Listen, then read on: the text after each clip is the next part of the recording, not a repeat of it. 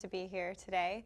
Like I mentioned, my name is Ellie. I'm an MD-MPH candidate, class of 2019 from the University of Miami.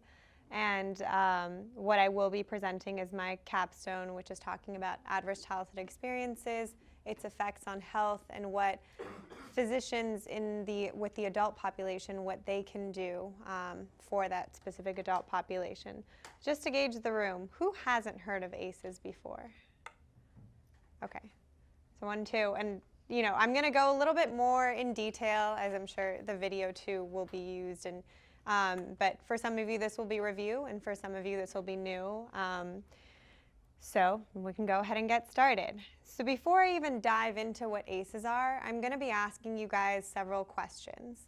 And I want you guys to respond to the questions in your mind, and for each question that you answer a yes to, give yourself a point, and either write it down or just keep it in your head. And we're going to tally the points at the end of this survey and come back to it later. So to start, while you were growing up during your first 18 years of life, did a parent or other adult in the household often swear at you, insult you, put you down, or humiliate you? Or act in a way that made you afraid that you might be physically hurt? Question number 2. Did a parent or other adult in the household often push, grab, slap, or throw something at you, or ever hit you so hard that you had marks or were injured? Question number 3. Did an adult or person at least 5 years older than you ever touch or fondle you, or have you touch their body in a sexual way, or try to or actually have oral, anal, or vaginal sex with you? Question number 4. Did you often feel that no one in your family loved you or thought you were important or special? Or your family didn't look out for each other, feel close to each other, or support each other? Question number 5. Did you often feel that you didn't have enough to eat, had to wear dirty clothes, or had no one to protect you? Or your parents were too drunk or too high to take care of you or take you to the doctor if you needed it?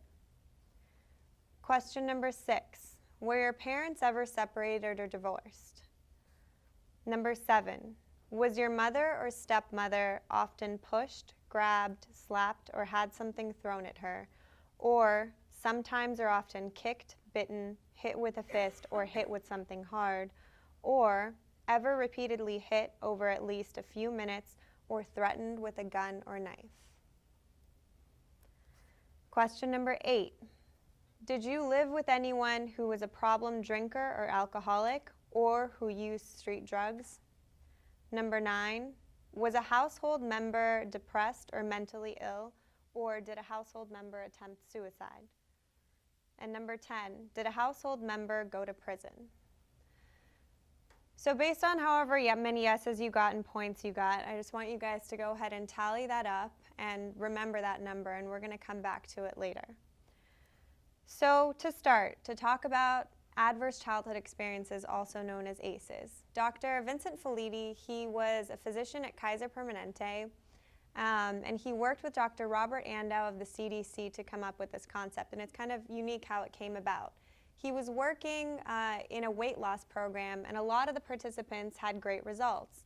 And then Dr. Felitti followed up with them several months after the program had finished and saw the majority of them had gained weight back, and then some. And when he asked them why, they said that they felt vulnerable after they had lost the weight. And as he dug deeper, he saw that a lot of them had experienced traumatic events during their childhood. And so that's where he came up with the question of, are certain traumas, or is experiencing trauma in childhood associated with negative health outcomes in adulthood? And that caught the attention of Dr. Robert Andow, and they worked together in the early 1990s to come up with what is known as the original ACEs study. And you can here's a little clip of them speaking about it.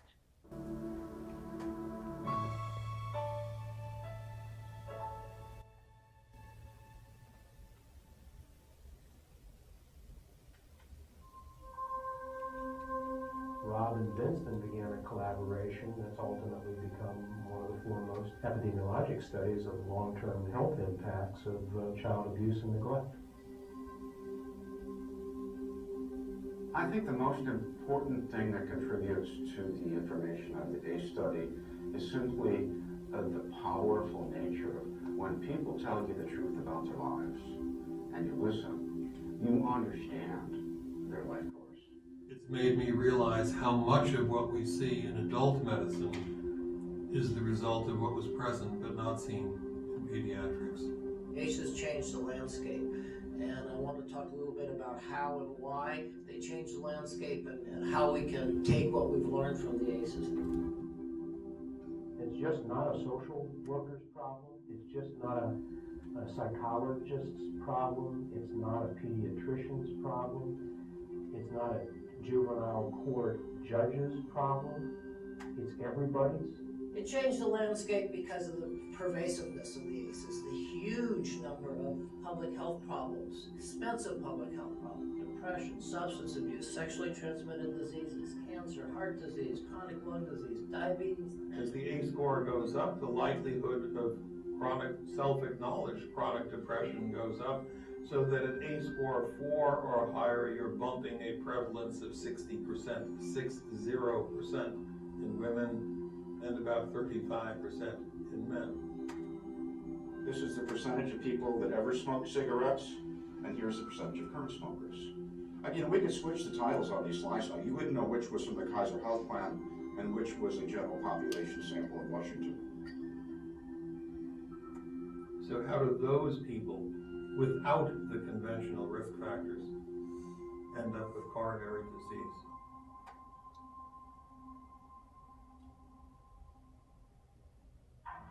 We have used this over an 8-year period with 440,000 adult patients.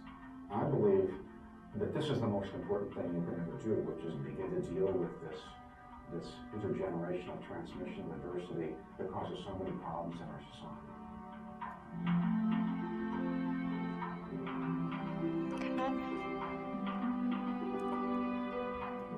All right. Okay. So in terms of how the original ACEs study came about, they took a sample population from the Kaiser group, approximately 17,500 participants. They were mostly from the middle class, 75% were white, and the majority had some sort of college education. So this was the demographic of the participants. And then they asked them, much like you guys were asked, if they had experienced any of these types of adversities growing up, including physical and emotional abuse, physical and emotional neglect, and any of those types of household dysfunction. And then they followed the patients and tracked to see if they had developed any of these negative health indicators like risky behaviors of smoking, alcoholism, or any of these physical and mental health problems in adulthood. And ultimately, what they wanted to ask was, how does exposure to adverse childhood experiences relate to all these major health indicators? And this is what they found. So in that Kaiser population, they found that ACEs were very prevalent. I apologize if it's a little blurry, but 28.3% had experienced some sort of physical abuse, and 26.9% had a household member that had substance abuse problems. So it wasn't insignificant. There was a huge portion of them that had experienced it. And then they calculated their ACE score, which is essentially the number of these adversities that they experienced, and they saw that there was a dose-response relationship between their ACE score and their odds of having any of these negative health indicators. Essentially, the higher their score was, the higher their odds were of developing some of these problems. So now I want you to think back to the score that you tallied. Individuals, the importance of it is that individuals with a score of 4 or more, they have anywhere from a 4 to 12 times fold increase of developing problems with alcohol, depression, and even attempting suicide. They have a 2 to 4 fold increase of things like ischemic heart disease, COPD, and even having a stroke. And they have a 1.4 to 1.9 fold increase of developing diabetes and even cancer. So as you can see, ACEs can cause significant morbidity in a person's life. This is another way of looking at the data from the ACEs study. Take a sample of 100 Americans. 33 of them will state that they have not experienced an ACE. About 51 will have experienced anywhere from 1 to 3 ACEs, and 16 will have experienced 4 or more. And as you see, the more ACEs they have, the higher their risks are of having heart disease. But the study also found another really interesting finding, in that individuals that have ACEs of 4 or more, they actually have an average lifespan of 20 years less compared to those that have an ACE of 0. So this goes to show that it not only affects morbidity, but also mortality in an individual. So these are all really interesting associations, but that's kind of what they are at this point, right? The question is there any science behind it? And the answer to that is yes. So Dr. Nadine Burke-Harris, she is a pediatrician in San Francisco and a pioneer in the field of ACEs. She gave a brilliant TED Talk, which if you guys have not yet seen, I highly recommend you watch. And she'll do a great job of introducing some of the science behind ACEs. We now understand, better than we ever have before, how exposure to early adversity affects the developing brains and bodies of children. It affects areas like the nucleus accumbens, the pleasure and reward center of the brain that is implicated in substance dependence. It inhibits the prefrontal cortex, which is necessary for impulse control and executive function, a critical area for learning. And on MRI scans, we see measurable differences in the amygdala, the brain's fear response center. So there are real neurologic reasons why folks exposed to high doses of adversity are more likely to engage in high-risk behavior. And that's important to know. But it turns out that even if you don't engage in any high-risk behavior, you're still more likely to develop heart disease or cancer. The reason for this has to do with the hypothalamic pituitary adrenal axis, the brain's and body's stress response system that governs our fight or flight response. How does it work? Well, imagine you're walking in the forest and you see a bear. Immediately, your hypothalamus sends a signal to your pituitary, which sends a signal to your adrenal gland that says, release stress hormones, adrenaline, cortisol. And so your heart starts to pound, your pupils dilate, your airways open up, and you are ready to either fight that bear or run from the bear. And that is wonderful if you're in a forest and there's a bear. But the problem is what happens when the bear comes home every night. And this system is activated over and over and over again. And it goes from being adaptive or life-saving to maladaptive or health-damaging. Children are especially sensitive to this repeated stress activation because their brains and bodies are just developing. High doses of adversity not only affect brain structure and function, they affect the developing immune system, developing hormonal systems, and even the way our DNA is read and transcribed. So for me, this information threw my old training out the window, because when we understand the mechanism of a disease, when we know not only which pathways are disrupted, but how, then as doctors, it is our job to use this science for prevention and treatment. That's what we do. Job of summarizing it, and I'm going to go a little bit more into depth about it. But just to recap, the ACEs study implications, essentially, it provided a lot of epidemiological data to show that ACEs are, if not the most, one of the most important health risk indicators. And it also got the research going to look for causal mechanisms, which we have found that link ACEs to physiological changes in the body that inevitably lead to pathologies that we see in adulthood. So a little bit more about the science behind it. ACEs lead to toxic stress. Toxic stress is something that leads to frequent, strong, and prolonged activation of the body's stress response system without buffering from a supporting protective adult figure.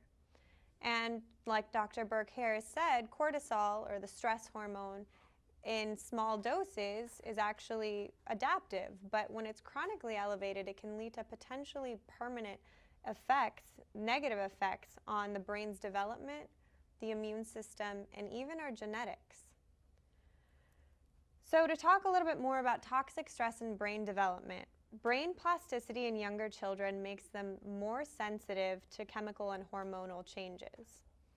So studies have actually shown that chronic stress activation during this sensitive period of childhood has led to observable changes in the developing brain that are seen on MRI scans. For example, hypertrophy and overactivation of the amygdala, which is the fear response center, which will make an individual more anxious and hypervigilant. Prefrontal cortex atrophy, and the prefrontal cortex is the executive decision-making center and the learning center of the brain. So it's going to make students and kids have an issue with learning and following instructions. And then there's also an alteration in the ventral tegmental area, also known as the VTA, which is the area of the brain that's stimulated by drugs, sex, high fat, and high sugar. And this alteration ultimately results in decreased stimuli or decreased signals being released from the brain in that area with the same amount, the same dosage of drugs, for example. And that's going to ultimately lead to substance dependence and risky behavior, because an individual is going to need more of that trigger in order to get the response from the brain that it craves. So ultimately, these stress-induced changes actually result in changes in architecture of the brain that lead to the potentially permanent effects in issues with regulating stress physiology, learning new skills, following instructions, and ultimately making healthy choices.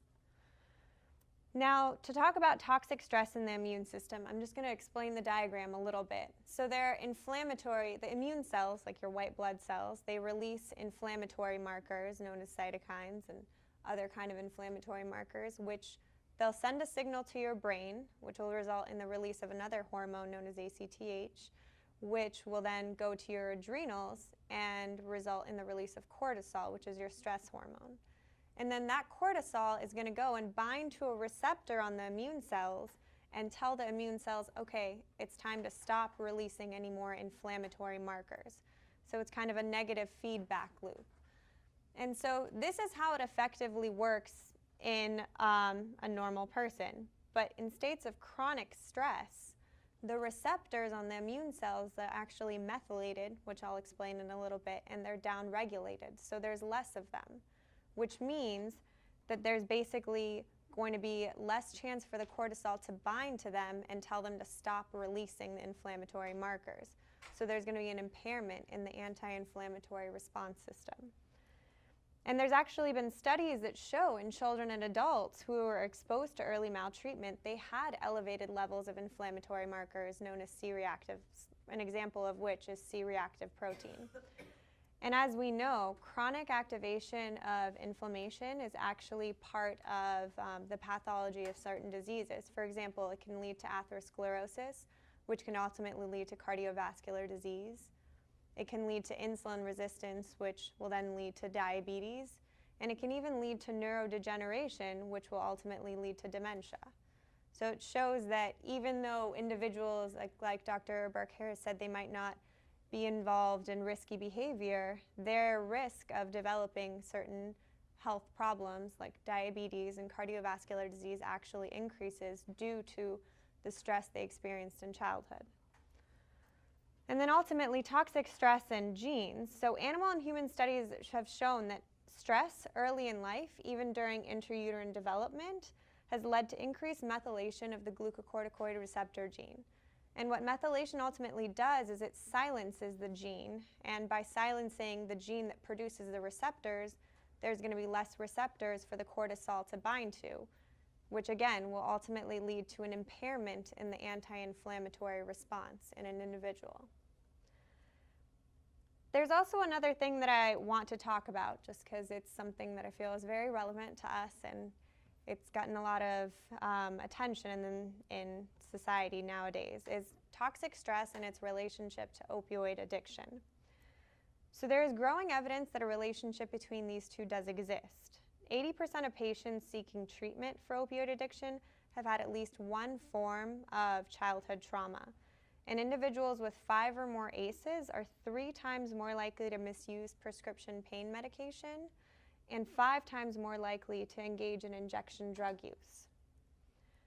And interestingly, physical and emotional abuse for men and sexual abuse and parental separation for women were the adversities that were most highly associated with opioid abuse in adulthood. So now that I've gone over what ACEs are and the science behind how they do actually cause health or changes in the body that impact an individual's health, why should we care? So they were prevalent in the population, in the Kaiser population in California in the 1990s, but what about us in Florida and what about now? So the answer to that rhetorical question is we should definitely care. So in 2010, the Behavioral Health Risk Factor Surveillance System conducted a survey of Floridians, asking them if they'd experienced childhood adversity.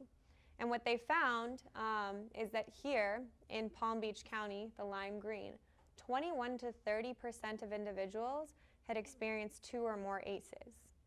That's 1 in 5 people.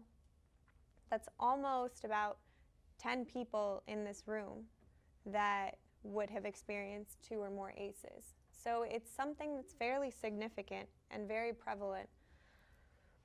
This is another diagram from that survey that shows that about 50% of Floridians have experienced 1 or more ACEs. And if you look at that the darkest color on there, 6% have experienced 4 or more ACEs.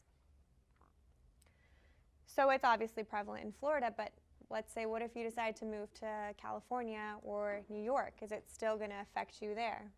And the answer is, of course, yes. So the National Survey of Children's Health in 2016 conducted another survey looking at ACEs, except now it's all across the nation. This was their results. I'm going to explain it to you. So it's saying it's the percentage of children with no ACEs. Now let's look at the South Atlantic region, which is in orange over there, because that pertains to us. Of the white non-Hispanics, 59% had no ACEs or reported no ACEs. But if you think of that, that conversely means that 41% of individuals had experienced at least 1 or more ACE. And for the black non-Hispanic, 41% had experienced no childhood adversity. But again, conversely, that means that 59% had experienced some sort of adversity. So as you look, it's fairly prevalent all over, even in the Pacific, which is the lowest. In whites, 63% said they'd experienced none, but that still means 40% of them had experienced something. And for blacks, 51% hadn't experienced adversity, but again, that means half of the population, of the black non-Hispanic population there had. There's definitely a discrepancy between, in terms of ACEs among races and socioeconomic statuses, but still, overall, this is something that is going to affect everyone all across the U.S., no matter what race or no matter where you are. So it's something that's very important and unfortunately fairly prevalent. And so in the pediatric setting, it's obviously very important to address ACEs because that's where we can do primary prevention. But it's also really important to address it in the adult setting, and not only in the primary care setting, but also in specialties, because individuals that have experienced a lifetime of violence and abuse can actually have pathologies in all the different organ systems. The American Academy of Violence and Abuse has actually put out this really great diagram that it's called the Coliva diagram, Consequences of Lifetime Exposure to Violence and Abuse. And what it shows is, for example, a dermatologist would think this is interesting. Individuals with unexplained pruritus, which is itching of the skin, they tend to have a lifetime exposure of violence and abuse. Or someone that has had a lot of adversity in childhood might be more predisposed to having alopecia, which is hair loss. And this diagram shows that individuals that have experienced a lot of adversity, they actually have, in terms of surgery, higher rates of surgical failure and also greater rates of complications. So this, again, goes to show that it goes past, again, just the primary care. Really, ACEs can affect every single organ system and outcomes amongst multiple specialties. So now, the million-dollar question is, what can we do? In terms of, again, Elaine spoke about this, in terms of the pediatric setting, there's a lot already being done for screening, and there's a lot of programs already created, but the focus of this talk is more of what can be done in the adult population. So first and foremost, it's going to be really important to practice trauma-informed care, as you guys are all very well aware of the importance of it. And again, making sure that you're creating an environment that's not only safe for the consumer, which is the patients, but also the providers, which are going to be all the clinicians and everyone else. So there's a couple of action items, again, geared mainly towards providers in terms of how to practice trauma-informed care. So the big thing is patient-centered communication and care. For example, asking every patient what can be done to make them more comfortable in an appointment. And if a physical exam is part of that appointment, prior to it, explaining to them what they're going to be doing. And also, instead of giving them a gown to wear, just shifting aside that part of their clothing to expose just the part of the body that you need to examine, and then covering it again. And another interesting thing, too, is ask the patient if they want to create a nonverbal behavior that indicates that they're uncomfortable with whatever is going on, whether it's a physical exam or some sort of discussion. And other things to even consider, which I think apply to anyone, and these are all things that you can do whether you know a person has experienced trauma or not, because we kind of just don't even need to know that. We can just practice these and provide better care for patients in general, is sitting at their eye level or below their eye level. Even not positioning, making sure you don't position yourself between the patient and the door, so your chair isn't blocking what they see as their path to an exit if they need it. And also things of maybe not even facing them straight on, but sitting a little bit at an angle and turning your head towards them so that they feel less like you're less intimidating and less abrasive. So these are all things to consider for every patient population, but especially those that you know have experienced trauma and adversity. And then the other thing is understanding the health effects of trauma. So it's not only important for you to understand it, but then to also explain it to the patient and explain to them that some of these maladaptive coping behaviors that they have developed throughout their life, like substance use and even overeating, they may be related to their trauma history. Making this connection for the patient goes really long way in terms of taking the blame off of them. It makes them feel less guilty, and it also works to create a stronger relationship between you and that patient. And of course, after explaining this, you need to also explain how these risky health behaviors lead to negative health outcomes, and ultimately make, in a non-judgmental fashion, recommend positive health changes that they can make.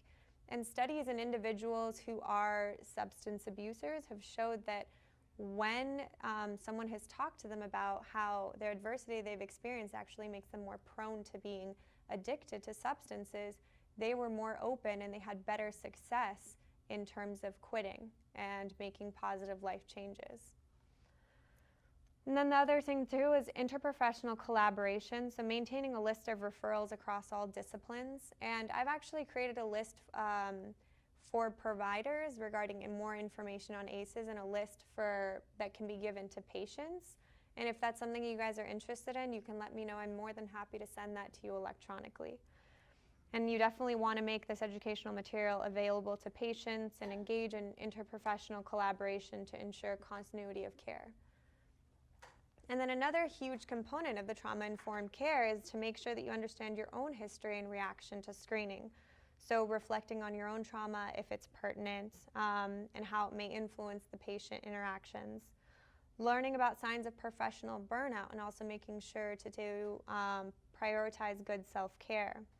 And it's also important to examine this is more physician specific, but the specialty or this provider specific, the specialty that you're in and the level of long-term interaction that you have with a patient, because if you're only going to have a one-time interaction with a patient, it might not be the best setting to start screening for trauma, because once you uncover it, you have to, again, decide if you want to screen for it. Once you uncover it, you have to have the resources and the means to address it, or at least refer them to someone.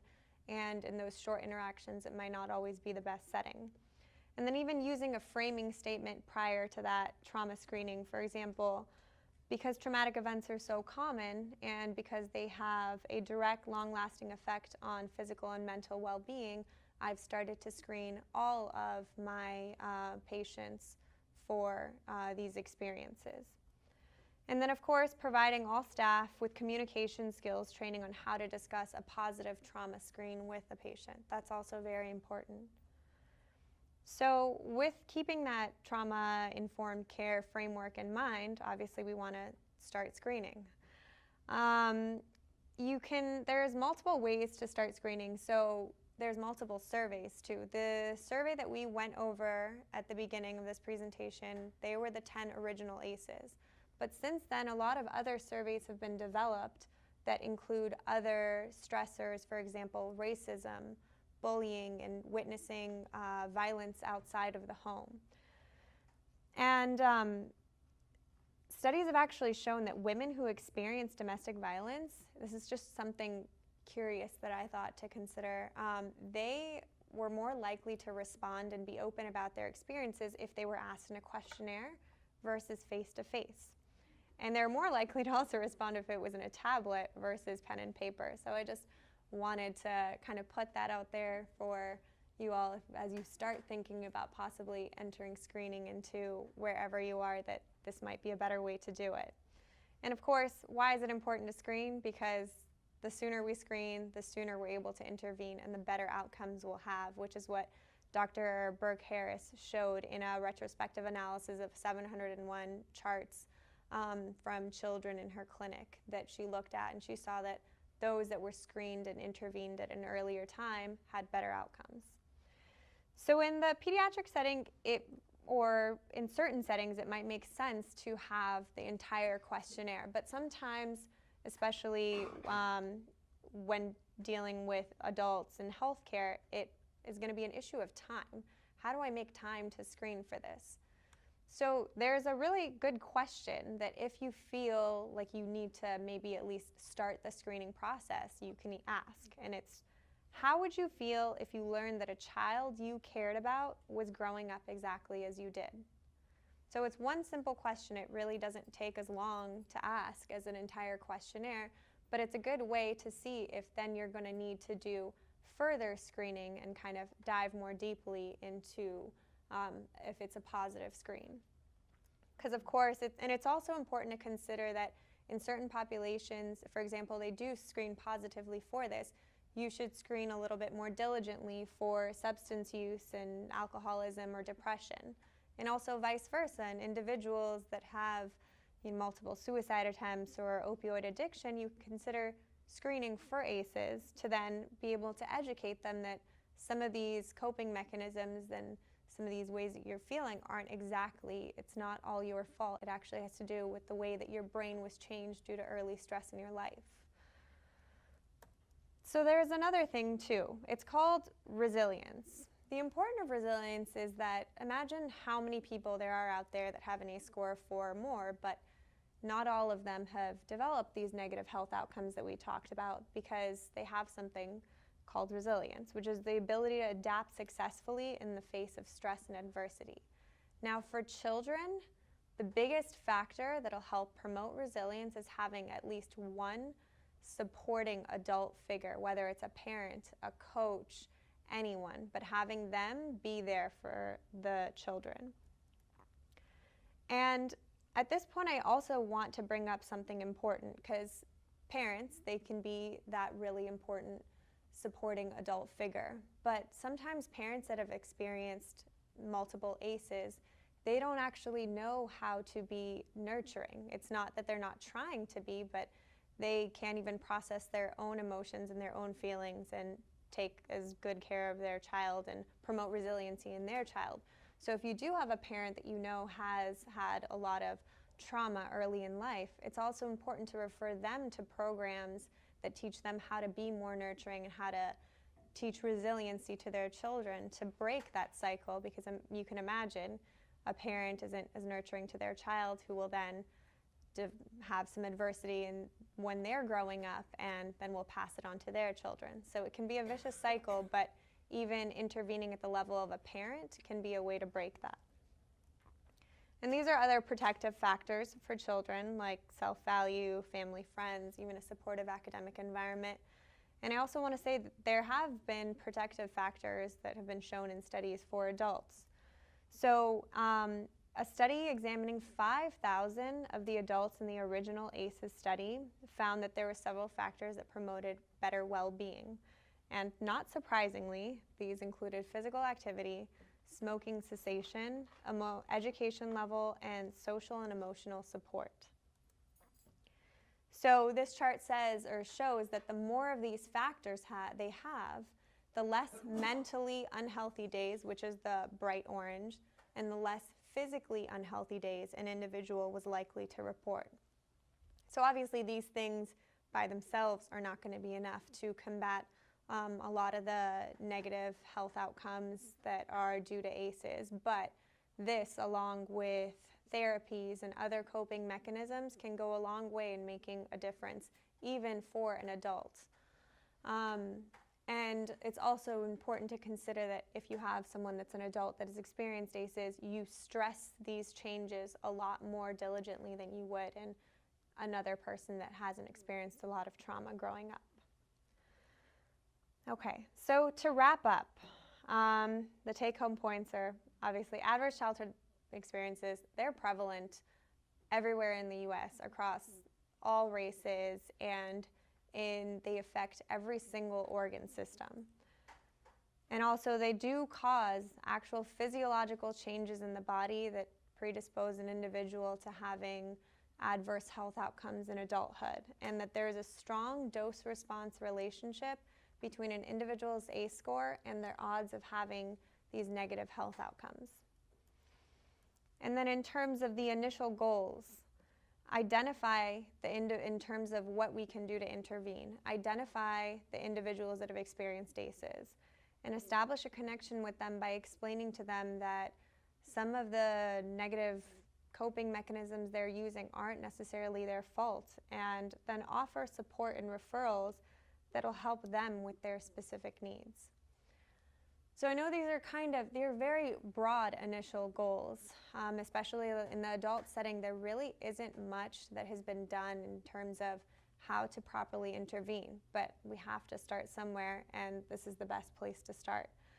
But I do want to mention something that's, as you all know about ACEs, it's really coming to the forefront of the news, and now even in legislature.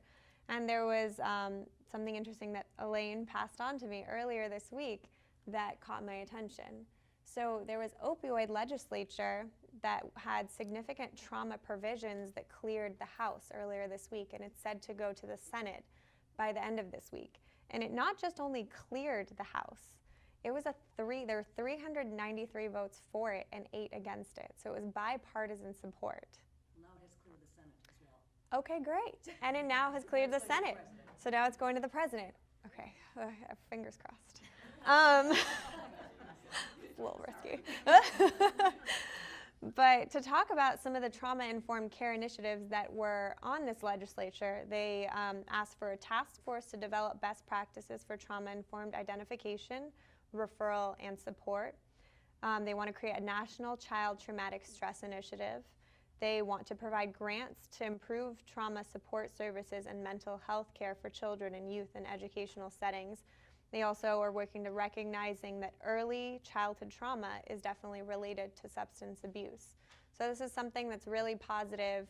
So it's ACEs are sweeping across the nation, and more it's being publicized, the importance of it, and there's a lot of great work that is being done by you amazing people and others out there in terms of how to combat it, because it really is. ACEs are what we call in my, or we talk about my public health class, the cause of much of the morbidity and mortality out there. So by addressing that, you could kind of hit it at the bottom and make a significant effect in the lives of many out there. So with that, I'm going to go ahead and conclude, and thank you guys for your attention, and I'm more than happy to answer any questions at this time.